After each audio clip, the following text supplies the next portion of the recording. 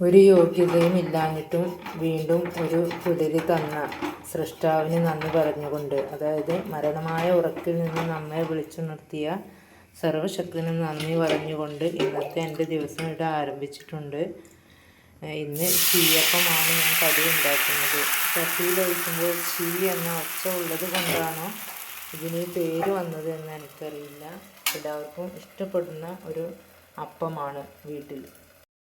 ഞാൻ 10 വർഷമായിട്ട് റൈസ് കുക്കറിലാട്ടോ ചോറ് വെക്കാറ്.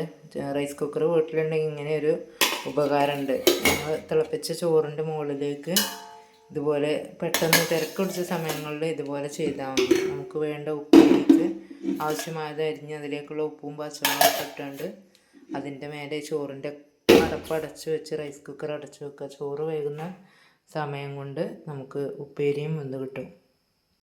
ചപ്പാത്തിക്ക് ഇന്ന് ഗ്രീൻ പീസാണ് കറി കേട്ടോ. വെള്ള ഗ്രീൻ പീസ് പച്ചമുളകും മഞ്ഞൾപ്പൊടിയും ഉപ്പും ഇട്ടുകൊണ്ട് വേവിക്കുകയാണ് ചെയ്യുക. എന്നിട്ട് ചെറുള്ളി ഇട്ട് തൂമിച്ച് അങ്ങനെയാണ് ഞാൻ കറി വെക്കാറ് കേട്ടോ.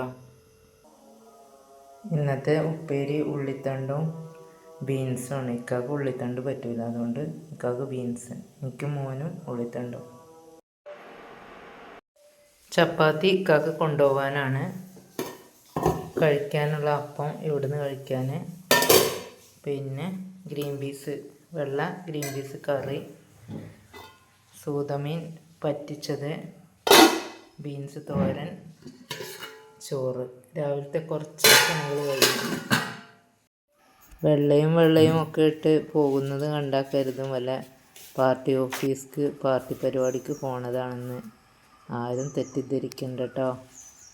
Okay, bye. നാളെ കാണാം വിധി ഉണ്ടെങ്കിൽ.